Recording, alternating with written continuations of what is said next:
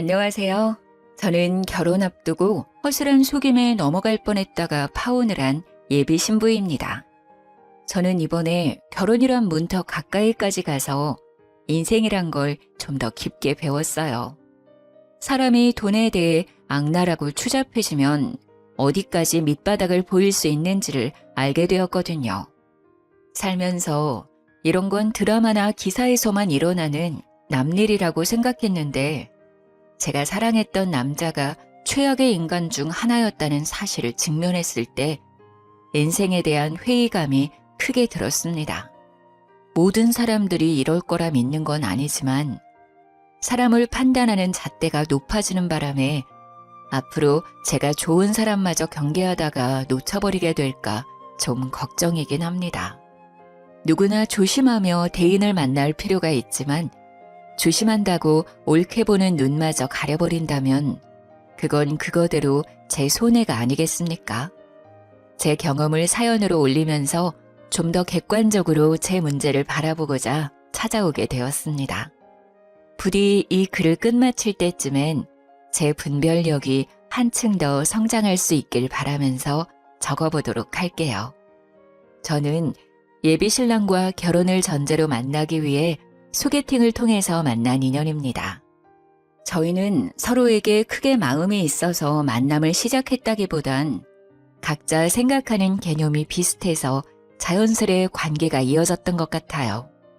저도 자산 관리에 진심인 편이지만 예비 신랑 쪽도 돈에 대해서 철저한 개념을 갖고 있었거든요. 저는 결혼 대상이 돈만 헤프게 쓰는 사람이 아니면 될 거라고 막연히 생각을 했었는데 예비 신랑을 만나면서 돈을 모으는 개념에도 다양한 케이스가 있을 수 있다는 사실을 깨우친 계기가 되었어요. 저와 예비 신랑은 7개월 정도 연애하면서 서로를 알아갔고 1년 남짓한 시점에서 결혼을 약속했습니다. 저도 예비 신랑도 남녀관계의 로망은 딱히 갖지 않는 현실적인 사람들이라 우선적인 기준이 사랑이어야 하는 결혼은 아니었습니다. 서로 미래를 바라보는 가치관이 맞는 듯하여 결혼을 마음먹은 게 더 컸다고 보시면 되세요. 저는 사람을 주기적으로 1년 정도 만났다면 그래도 서로에 대해 알 만큼 알았다고 생각을 했습니다. 하지만 역시 30년을 넘게 제가 모르는 환경에서 모르게 자라온 상대방을 다 알기엔 1년이란 시간은 턱없이 부족했다는 걸 알았어요. 당시에 제가 지금보다 어렸으니 생각도 그만큼 어렵기에 일어난 실수였습니다. 우리가 본격적으로 결혼의 결심을 먹었을 때부턴 서로 조금 더 이성적으로 굴었습니다.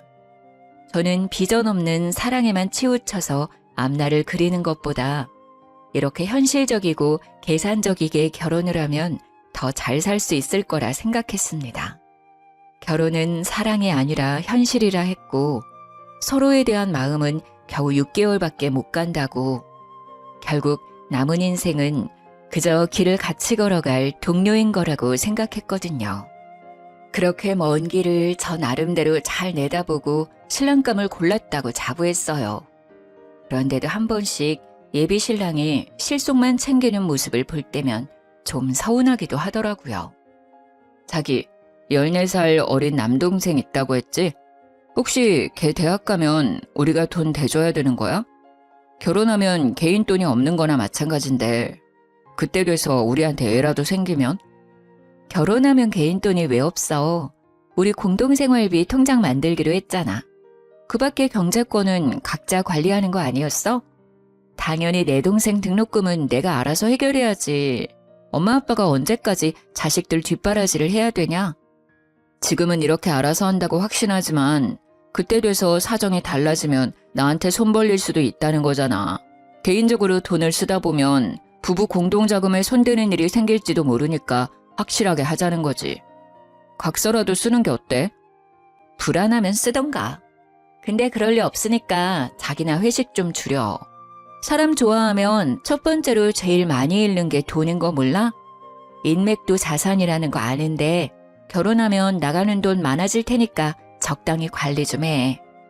예비 신랑이 제 본가에 대해서 질문을 할 때면 저도 모르게 퉁명스럽게 답을 해버리더라고요. 그가 무슨 의도로 묻는 건지 알지만 그래도 마음 한구석에 서운한 건 어쩔 수 없는 여자의 감정인가 봐요. 실속 챙기는 거 좋고 저도 경제관념이 철저한 사람이 믿음직스러운데 다른 사람도 아니고 제 가족에게 돈 쓰는 것도 아까워하니 이 남자가 저를 여자로는 전혀 안 보는 것 같다는 생각이 들었어요. 물론 예비신랑 태도가 이해 안 되는 건 아니었습니다. 예비신랑은 외동이라서 형제 쪽으로 돈이 들어가거나 빌려줄 일이 없는 상황이긴 한데 그래서 우리 집에만 돈이 들어가면 더 자기 손해라고 생각하는 것 같더라고요. 저는 말 그대로 14살이나 어린 남동생이 있어요. 그런데 부모님이 그때까지 남동생에게 경제적 지원을 하기에는 건강에 무리가 갈지 모르잖아요.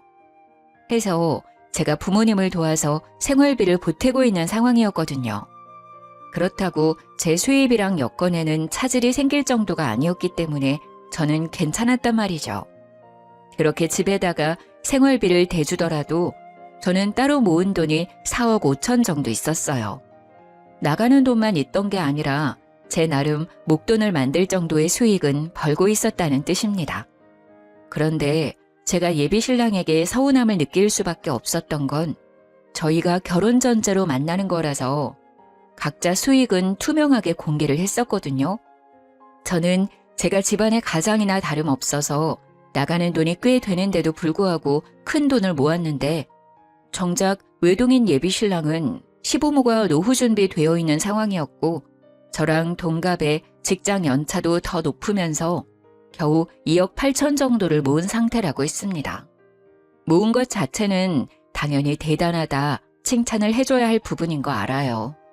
요즘처럼 물가 높은 마당에 주식이나 투자도 안 하고서 2억 넘게 모으기가 어디 쉽나요? 근데 이렇게 저는 예비신랑 여건을 이해해 주려 노력하는데 예비신랑은 유독 제 가족에게 나가는 돈을 벌써부터 우리 부부 돈이라 생각하면서 아까워하니까 저도 서운하다는 겁니다. 물론 예비신랑이 자기 입으로 직접 내 돈 나가는 게 아깝다고 말을 한 건 아니지만 그런 느낌이 어디 말로만 표출해야 눈에 보이는 건 아니잖아요. 제가 하는 고민은 예비신랑한테서 약간 내가 하면 괜찮고 남이 하면 안 되는 내로남불의 태도가 보인다는 게 불편했다는 거예요. 저는 나가는 돈이 많아도 정말 알뜰하게 관리하는 편이었는데 예비신랑은 수익이 좋은 사람이라 할지라도 그만큼 모이는 돈이 적었어요. 예비신랑이란 사람은 정말 다 좋은데 사람 만나는 걸 좀 즐기는 편이거든요. 예비신랑이 제 가족에게 돈 들어가는 걸 한마디씩 시비 걸 때면 저도 예비신랑의 인맥에 대해서 한 번씩 태클을 걸어줬어요. 근데 그것도 한두 번이지 제 성격상 남일에 크게 간섭하지 않아서 인맥까지는 자기 역량에 맞게 알아서 하라고 내버려두는 편이 더 많았습니다. 제가 목돈에 연연하는 건 아니에요. 돈을 모은다는 것이 쌓이는 결과도 중요하겠지만 저는 개인적으로 돈을 모으는 상대방의 마인드를 책임감과 연관지어서 보거든요. 저랑 예비신랑 둘 다 비전 있는 회사를 다니고 있는 중이었기 때문에 돈이야 착실하게 모으면 금방 쌓이는 것이니 액수가 큰 문제라고 보지 않았어요. 정말 다 좋은데 사람 만나는 곳에선 돈을 아끼지 않는 예비신랑의 마인드가 우리 관계에 대해선 책임감이 없는 것 같아서 그게 좀 신경 쓰였던 겁니다. 결혼 전제로 만나는 거니 어떻게 보면 남들보다 우리 가족이 예비신랑한테 더 중요하고 신경 써야 되는 인맥 아닌가요? 정작 예비 처가한테는 말만 가족이라고 하지 가족이라는 이유만으로 쉽게 돈을 발할 수 있으니 더 확실하게 선을 만들어야 한다고 했는데 그 발언이 한 번씩 저를 화나게 했어요. 처가댁은 노후 대비 어떻게 할 거야? 두 분 다 집에서 쉬고 계신다면서. 나중에 뭐 우리한테 손 벌리거나 얹혀 살겠다는 둥 그런 건 아니겠지? 뭐? 말을 해도 꼭 그렇게 서운하게 해야 돼? 내가 죽지 않는 이상 생활비를 계속 보내줄 거라서 우리한테 손 벌릴 일은 없는데 자기 말하는 게 좀 그렇다. 우리 엄마 아빠가 어려우면 내 도움 좀 받을 수 있는 거 아니야? 내가 어머님 아버님 형편 어려워졌다는데 내 할 바 아니라고 하면 괜찮겠니? 아니 그런 뜻이 아니잖아. 아무래도 우리 집은 나 빼면 엄마 아빠 이렇게 둘뿐인데 자기 집은 자기 빼고 세 식구잖아. 게다가 자기 동생은 아직도 학교 다니고 있고 당연히 장인 장모님이 노후 준비가 안 되어 있으면 가세가 기울어질 가능성이 우리 집보단 크잖아. 이 정도는 가족으로서 걱정할 수 있는 거야. 제가 굳이 말할 필요가 없어서 제 부모님 형편에 대해 얘기는 안 했는데 저희 쪽은 부모님이 번화가에 건물 하나를 사들여서 병원 시설에 임대를 해주고 있기 때문에 따로 세를 받고 있는 상황이었습니다. 제가 부모님께 생활비로 챙겨드리는 건 자식으로서 부모님에게 해드리고 싶은 효심이었고 도리라고 생각해서 용돈으로 보내는 거였어요. 예비신랑한테 별말 안 했던 건 집에 빚이 있지 않은 이상 부모님 형편은 굳이 말할 필요 없다고 생각했기 때문이죠. 그리고 말해봤자 제가 부모님의 도움을 받고 결혼할 것도 아니라서 부모님의 재력은 제 결혼과 연관이 없다고 판단했었어요.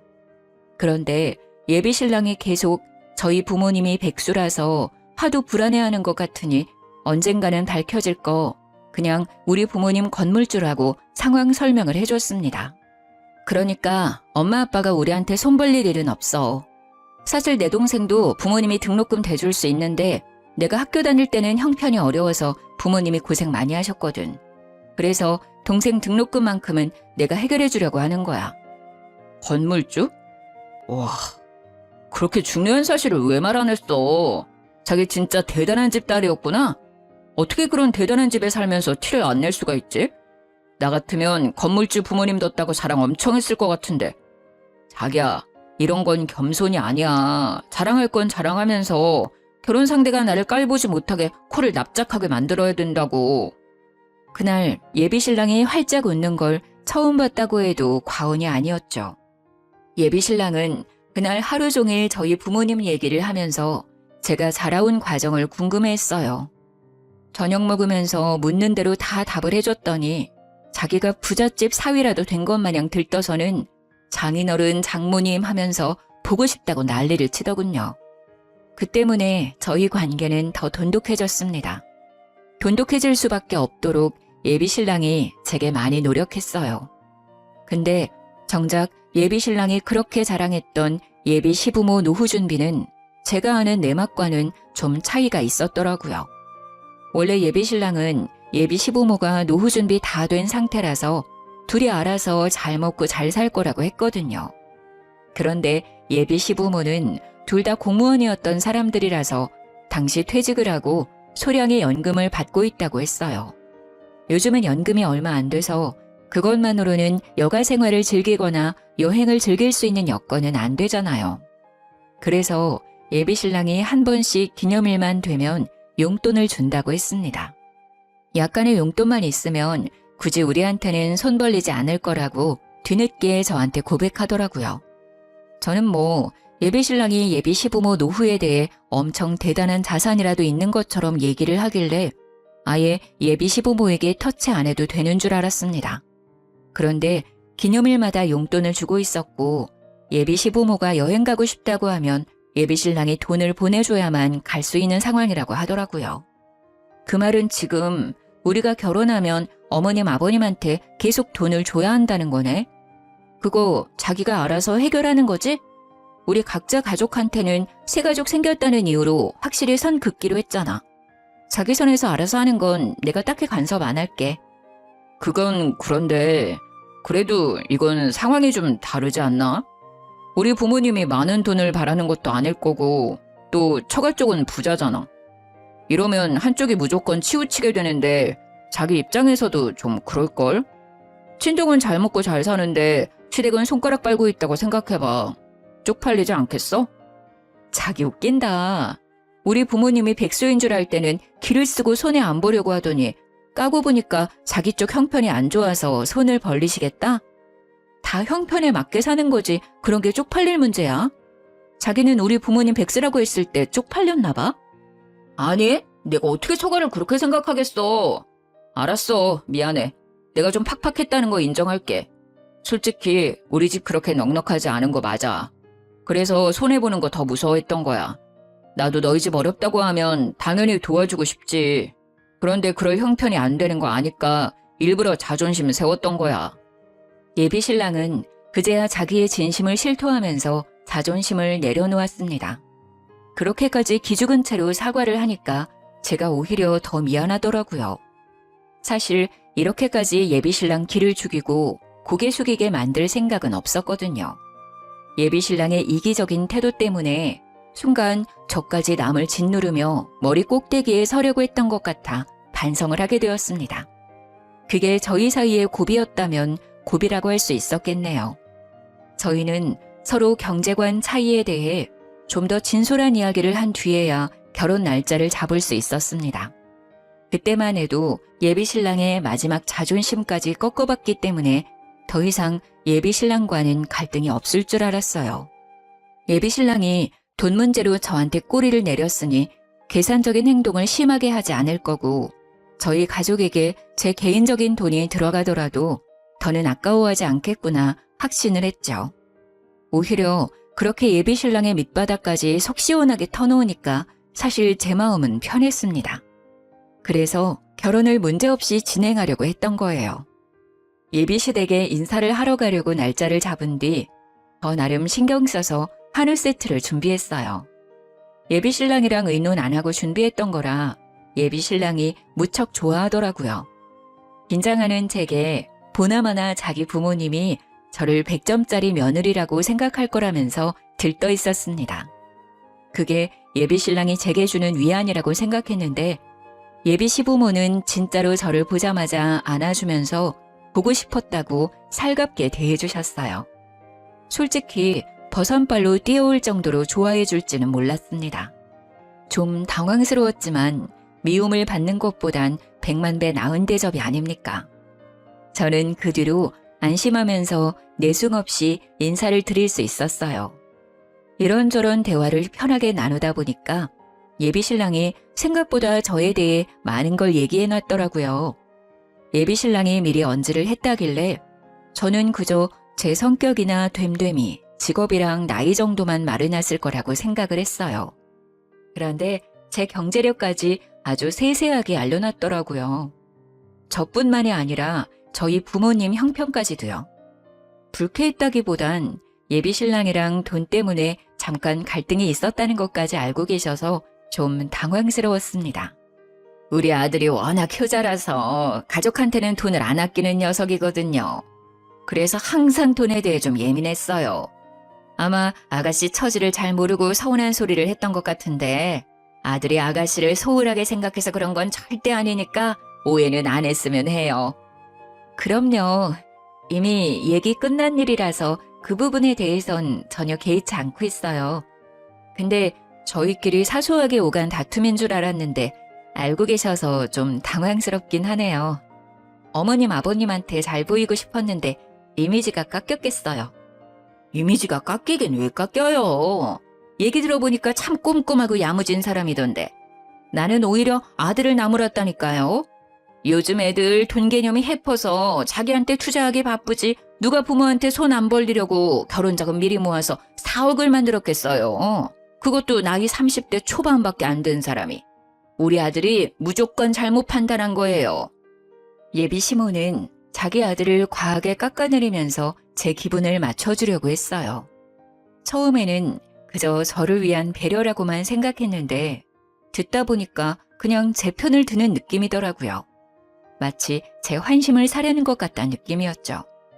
하지만 그때는 예비 시부모와 첫 만남이기도 했고 첫 만남에 저한테 이렇게까지 환심을 살 이유가 없다고 생각해 그저 착각이라고만 봤습니다. 어쨌든 예비 시부모는 제가 젊은 나이에도 불구하고 사치 안 부려서 좋아하는 것 같았어요. 일단 좋아해 주시니 그걸로 점수는 괜찮게 땄다고 생각했죠. 결혼을 한다면 시집살이는 크게 당하지 않겠구나 함부로 예측하기도 했습니다. 그래서 저도 그 뒤로 예비시댁을 찾을 때면 예비 시부모에게 일찍부터 며느리 노릇을 잘했어요. 이미 저는 그 집에서 며느리 대접을 받고 있기도 했습니다. 예비 시모는 며느리가 생기면 하고 싶었던 일들이 많다면서 딸이 있었다면 좀 덜 했을 텐데 무뚝뚝한 아들만 있다 보니까 며느리를 너무 기다렸다고 하더라고요.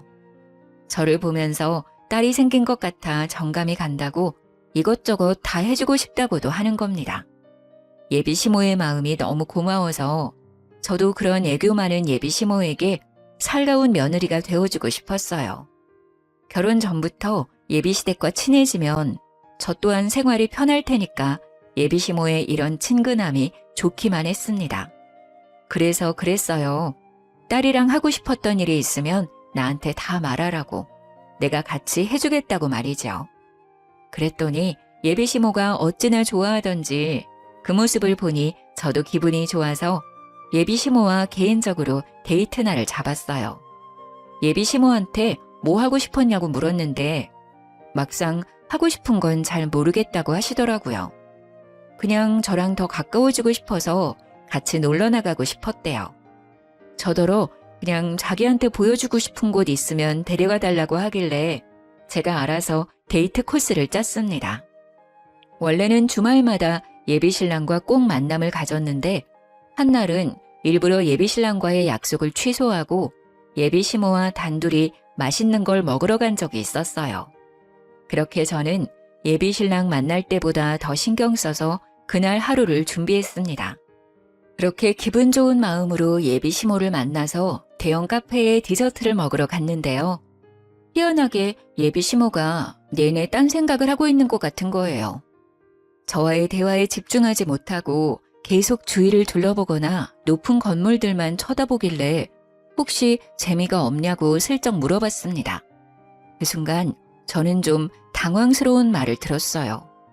누구랑 같이 노는 건데 재미없을 리가 있겠니? 그냥 바깥 나들이 안 한 지 오래됐다 보니까 높은 건물이 많이 생긴 게 신기해서 자꾸 쳐다보게 되네. 어쩜 건물들이 이렇게 다 화려하다니? 이런 것들도 다 주인이 있겠지? 건물주들은 돈 못 벌어도 참 배부르겠다, 야.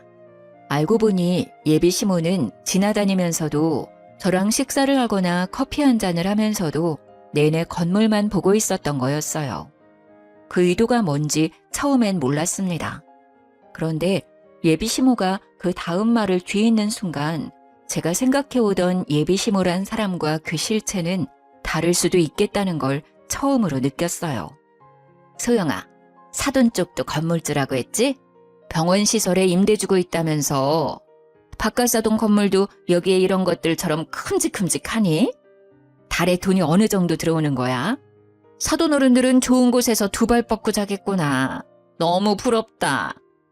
아, 저도 자세한 건 굳이 여쭤보지 않아서 잘 몰라요. 그래도 건물 있는 거랑 사는 건 별개 문제인 것 같더라고요. 저희 부모님 그냥 평범하게 살고 계세요. 연식 60년 된 아파트에서 살고 있는걸요.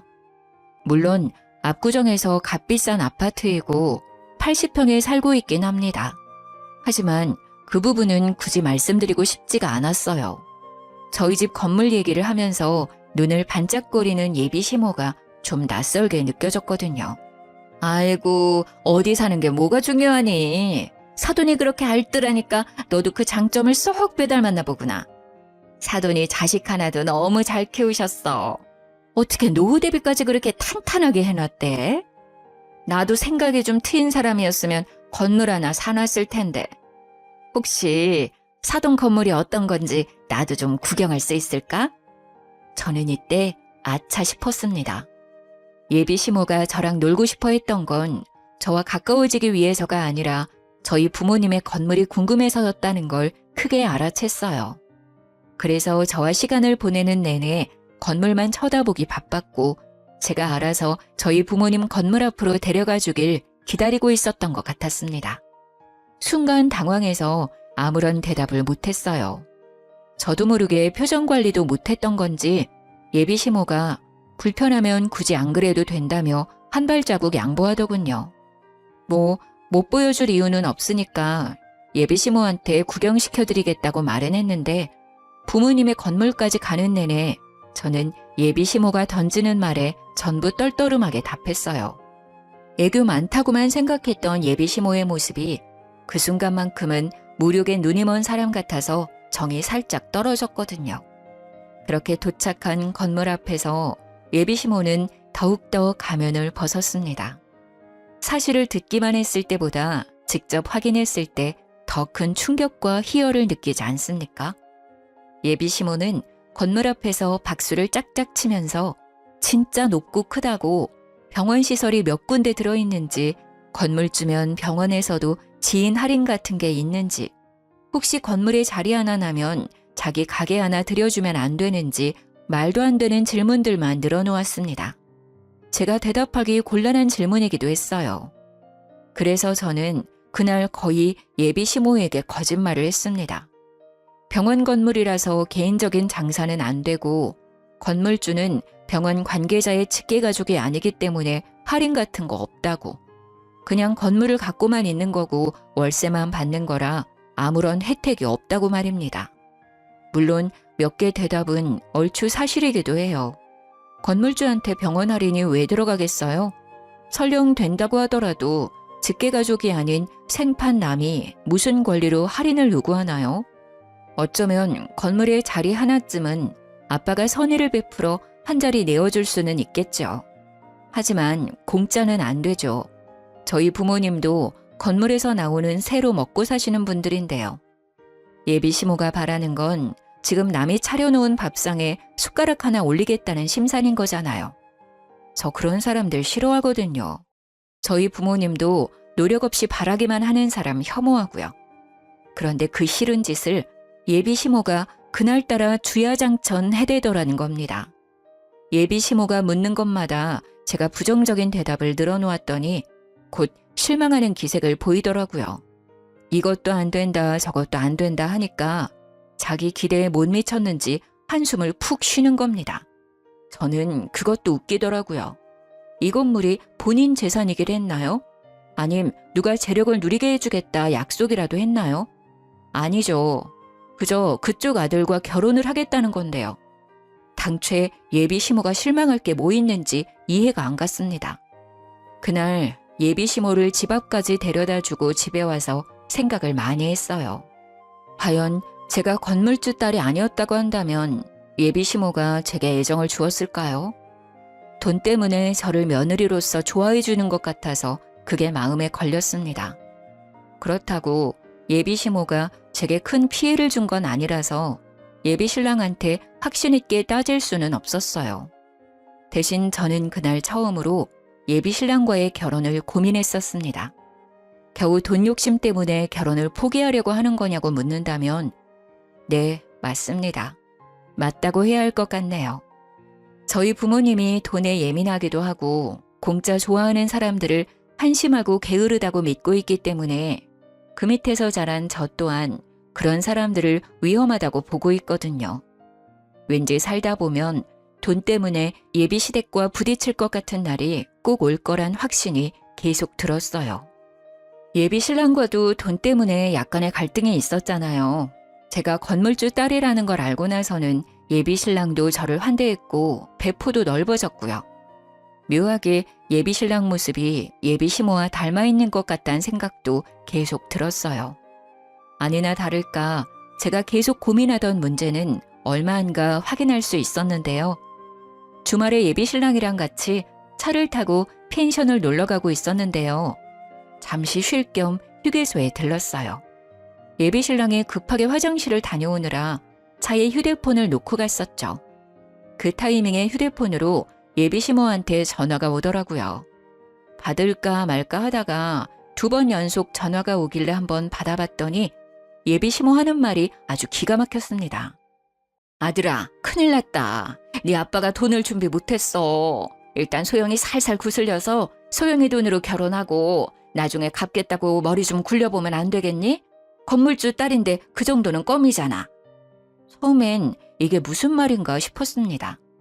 예비 신랑이랑 저는 각자 모은 돈을 반반씩 합쳐서 결혼자금으로 될 예정이었던지라 서로 양가 부모님께 손 벌릴 일은 없었어요.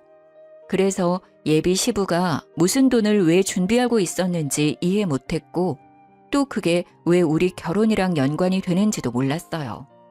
엄청 급박해 보이는 예비 시모 태도 때문에 저도 모르게 아무 말도 못하고 제 정체를 숨긴 채 내용을 더 엿들었습니다.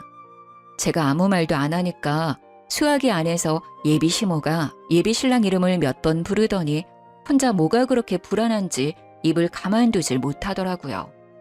이 멍청한 인간이 글쎄 2억에다 빚까지 내서 웬 공유 오피스텔 하나를 매매해버렸지 뭐니. 친구가 같이 하자 해서 투자했다는데 벌써 석 달이나 됐다더라.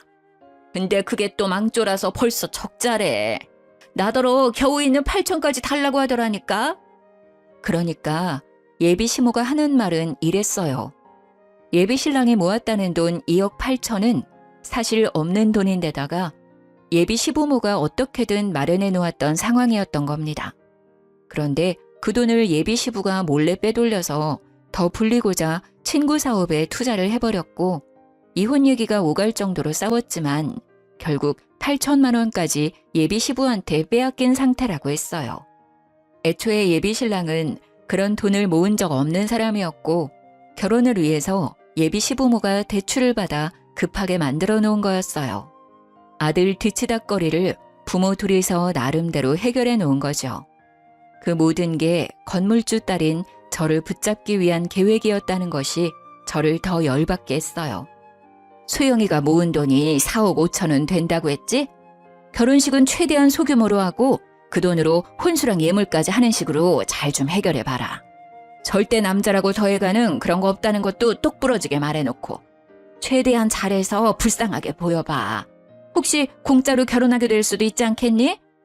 남자 나이 30 초반과 여자 나이 30 초반은 확연히 다른 거라는 예비 시모 말이 저를 더 비참하게 만들었습니다.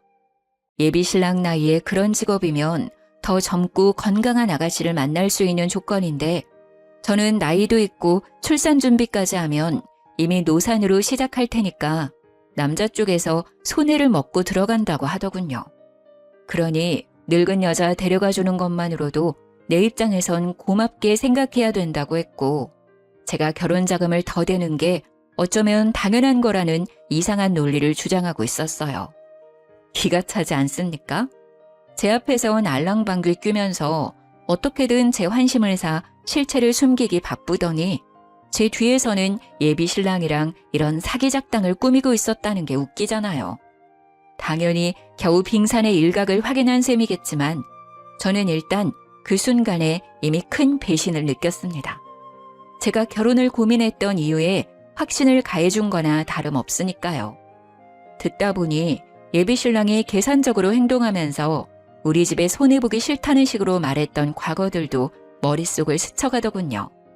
그렇게 피해보긴 싫어하면서 어쩜 남의 돈은 그리도 쉽게 생각하는 건지. 그 부모의 그 자식이지 않습니까? 저희가 그때 당시 이미 내년으로 결혼식장을 예약해 놓은 상태였는데 그 계약금도 예비 신랑이 바빠서 그 돈으로 제가 먼저 예약을 해 놓았거든요. 저는 당연히 예비 신랑 바쁘다니까 그런 줄로만 알았죠. 그 식장 예약마저도 예비 시모가 시켜서 일부러 제 돈만 쓰게 했다는 걸 알았습니다. 아들아, 왜 말이 없어? 답답해 죽겠네.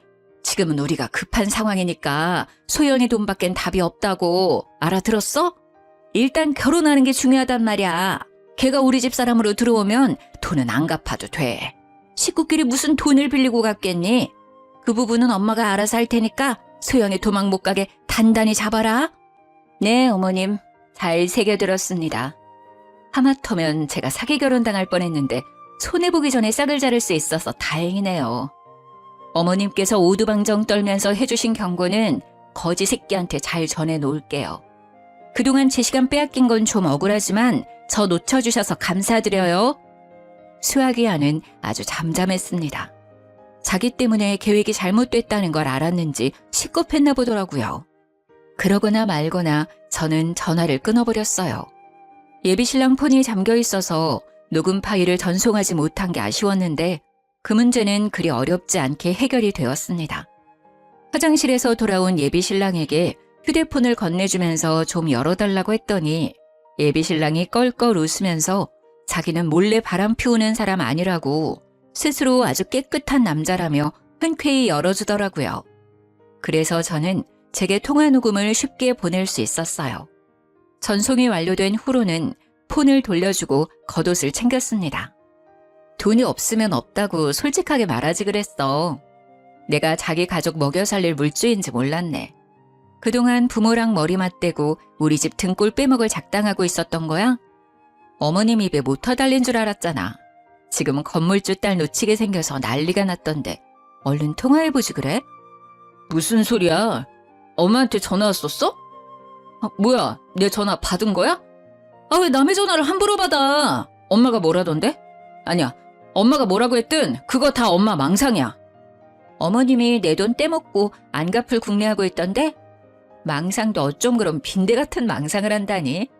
돈 때문에 아들이 젊은 나이에 나처럼 늙은 여자 만나서 억울하신 것 같더라. 근데 생각을 해봐. 내가 더 엿같지 않겠어? 경제력 좋은 남자랑 결혼할 수 있었는데 너 같은 거지 새끼 만나서 내 돈 다 털릴 뻔했잖아. 얼른 엄마랑 통화하라니까? 우리 지금 파혼하는 거야. 저는 그대로 예비신랑 차에서 내렸습니다. 그리곤 결혼식장 예약한 것이 생각나 문을 닫기 전에 정산을 해줬어요. 들고 있던 아메리카노 뚜껑을 열고는 그대로 예비신랑 차 시트에다 커피를 쏟아줬습니다. 너 때문에 날리게 된 식장 위약금 있잖아. 이걸로 퉁치자. 앞으로는 돈 착실하게 모아서 어린 여자 만나. 멍청한 여자를 꼬셔야 될 거야. 그래야 순순히 돈 내주지 않겠어? 그대로 문을 닫아버렸더니 예비신랑 혼자서 안절부절 난리가 났더군요.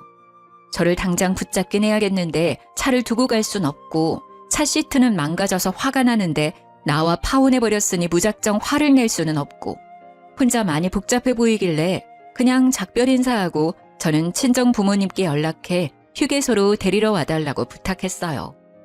예비신랑이 이 와중에 자기 차가 먼저라고 생각을 한 것도 대단했습니다. 급하게 핸들을 꺾어 휴게소를 나가버리더라고요. 그날 뒤로 연락이 왔었는데 그 전화를 받지 않고는 대신 녹음 파일을 보내줬어요. 예비신랑한테 네 엄마가 한 소리 직접 들어보라는 말과 함께요. 그러니 쪽팔린 줄은 알았는지 연락이 없더라고요. 그래서 저는 우리가 합의하에 파혼을 했다고 생각했습니다. 결혼식장 예약했던 거랑 결혼 인사드렸던 거 말고는 뭐 특별하게 준비했던 것이 없어서 아쉬울 것도 없더라고요. 예비신랑을 잇는 데는 긴 시간이 걸리지 않았어요. 그런데 제가 좀 끈질긴 거머리 집안을 만났었나 봐요. 요가를 배우면서 마음의 안정을 찾은 지 한두 달이 지났을 때였습니다. 한날 요가 학원을 가던 중 부모님한테서 연락이 왔는데 웬 아줌마가 부모님 건물에서 난동을 부리고 있다는 연락이었어요. 그러면서 자꾸 나를 부르며 찾는다길래 서둘러 쫓아갔더니 세상에나 그 아줌마가 우리 부모님 앞에서 무릎 꿇고 있는 거 아니겠어요? 다 내 탓이니까 제발 우리 아들만 좀 데려가줘요. 절대 속이려고 그랬던 게 아니에요. 건물주 딸이라니까 나도 모르게 욕심이 나서. 우리 애는 내가 시키는 대로만 했을 뿐이에요. 잘못 없으니까 제발 내 아들 좀 받아주세요, 사돈. 나도 사정을 다 들은 사람입니다. 그쪽에서 자기 아드님 아깝다고 우리 딸 돈 빼먹을 생각하지 않았어요? 그런데도 뻔뻔하게 받아달라 무릎을 꿇어요. 우리가 손해보는 장사인 게 눈에 보이는데 누가 아끼는 자식을 그런 집에 보낸답니까? 이미 우리 딸이 그쪽 아들 버린 걸로 알고 있어요. 남의 직장 와서 행패 부리지 말고 당장 돌아가세요.